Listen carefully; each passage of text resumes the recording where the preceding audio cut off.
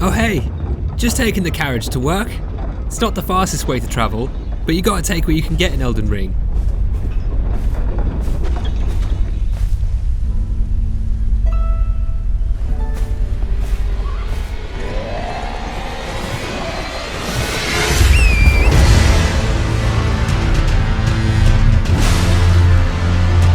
This is the Elden Ring Network Test. I had some early access in the lands between.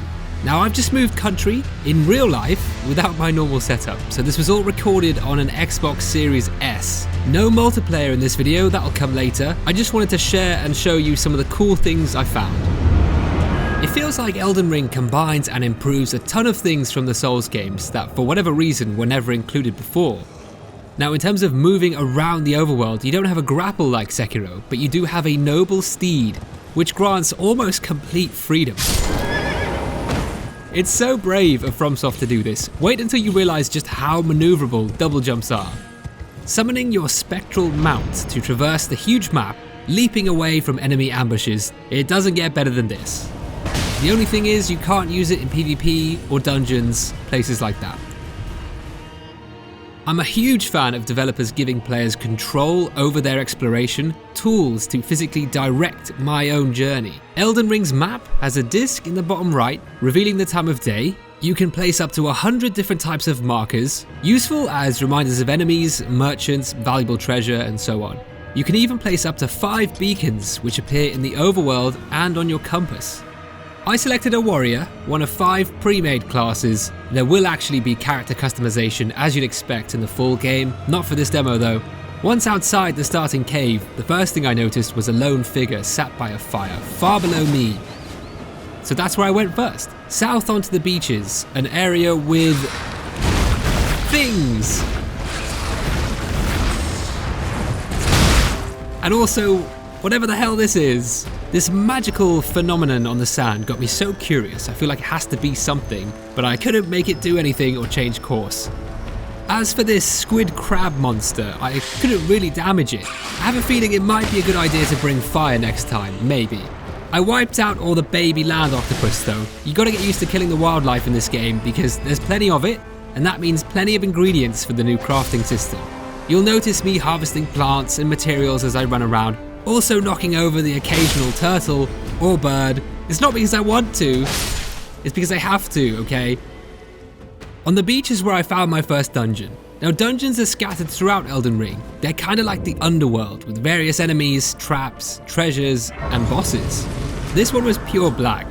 Not like Demon Souls, I mean literally dark. And I got scared, I'll admit it. I killed one guy, freaked out, tried to go back, ran in the way I came, except it wasn't the way I came.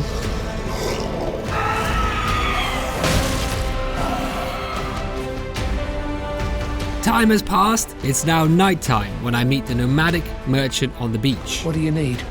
I don't want any trouble. Don't hit animals belonging to NPCs, by the way. I don't know why I did this, I was just curious. From the start.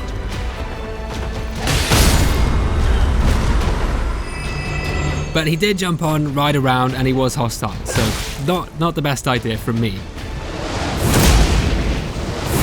Scoundrels.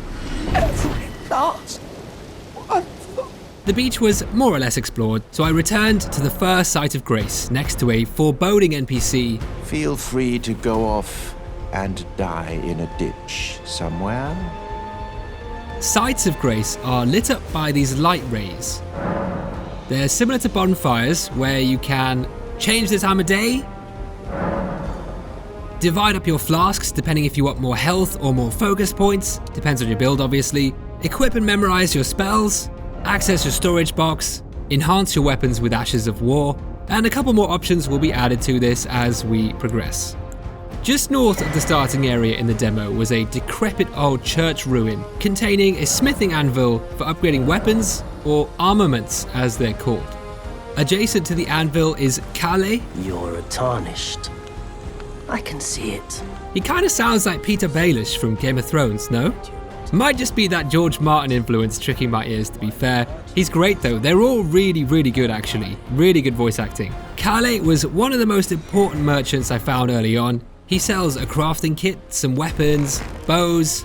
The torch might be most important because it's pretty compulsory for some of the dungeons. He also sells a few spirit ashes, which are such a cool new feature. It's like necromancy, I suppose, but more wholesome. In the church, there's another site of grace, which is very convenient as you can usually fast travel to any of these sites. We can return to the merchant when we have more runes to purchase more things. Now that I knew there was a guiding light, a torch that is, I wanted to try out the dungeon content properly. Groveside Cave was nearby with a family of wolves in the first room guarding a twin blade. I decided to dual wield a twin blade and scimitar, which works great with Elden Ring's combat system. Whether in the main hand or offhand, you end up with a lot of different movesets.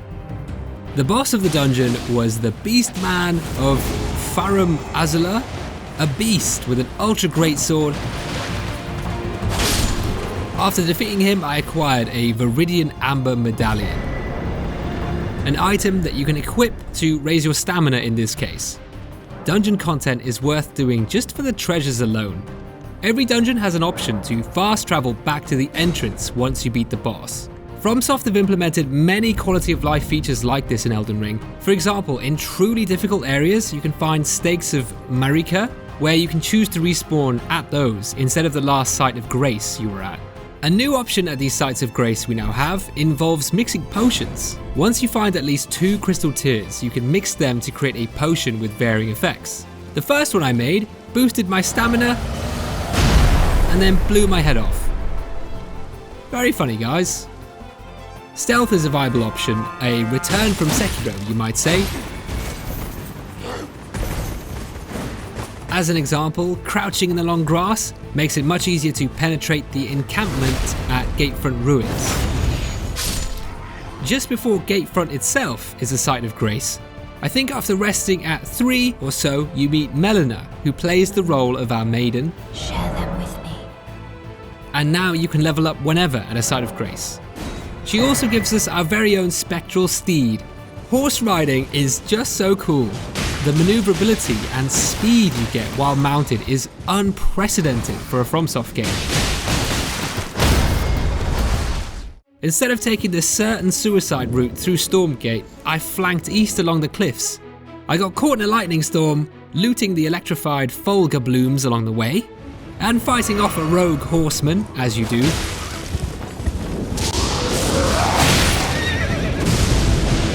Stormhill is so intimidating. You know, you see the giants on the cliff tops watching you. But my exploration east was rewarded with a special jump pad.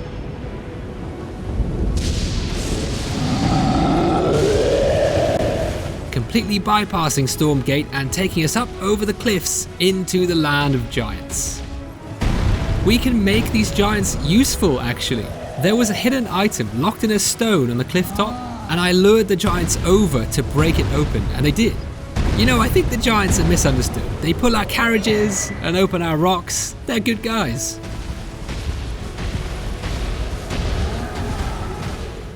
The next dungeon I found was Stormfoot Catacombs, and this one was cheeky. Just watch this.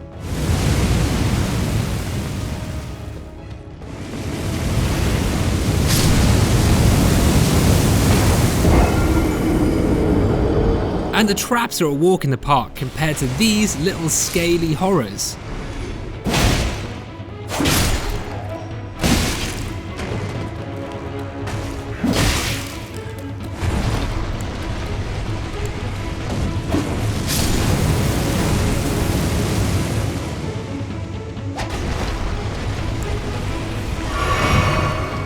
We mentioned spirit ashes earlier, and I picked up a good one here, the Wandering Noble ashes. Let me put it this way, have you ever wanted your own mini village ready to die for you?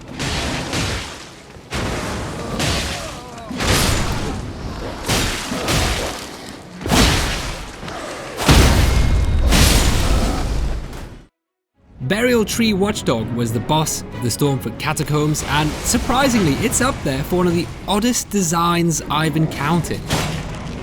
It's creepy, but I tell you what, it was no match for the boys.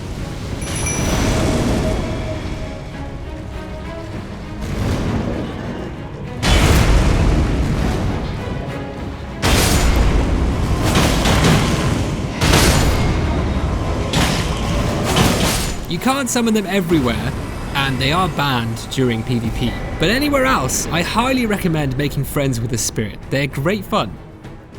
To the southeast, there were swamplands. Not like proper toxic, real From Software swamps, just a few crabs, some light flooding.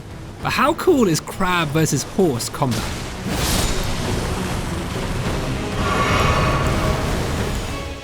I said I wasn't doing multiplayer content in this first video, but there was actually an NPC invasion, which for many reasons was terrifying. Partly because I couldn't summon my horse here, which was strange, and then I suddenly get invaded by Bloody Finger Neregus, who just appeared behind and sprinted at me without giving me a second to react.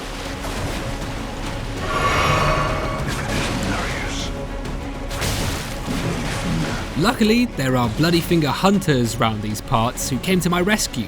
Another NPC called Yura arrived to save me, which was good because I was caught with my trousers down, as they say.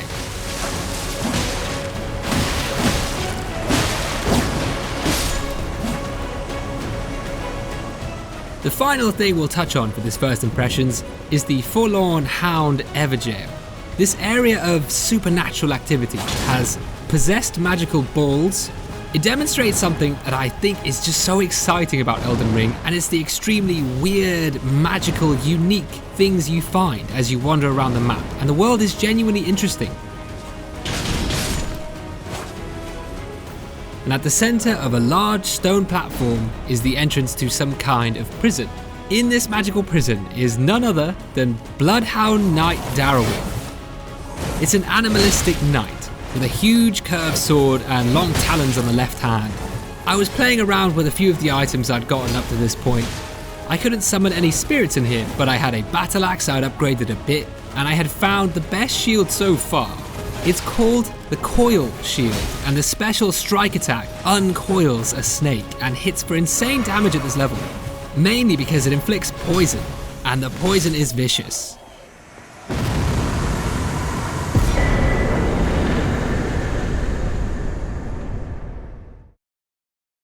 I just feel I should mention, I moved to France a week or so ago. I don't have access to my normal setup. I had to run around my local area and try and buy a console. The TV I used to capture from wasn't working that well, so I couldn't get as much footage as I wanted, but you know what? I got to play it and I'm grateful. It's so much fun. I will hopefully be playing the actual network test over the weekend as well to try out the PvP and multiplayer, so more to come soon. I hope everyone who applied to the network test managed to get in. Alright, farewell fellow Tarnished, I'll see you next time.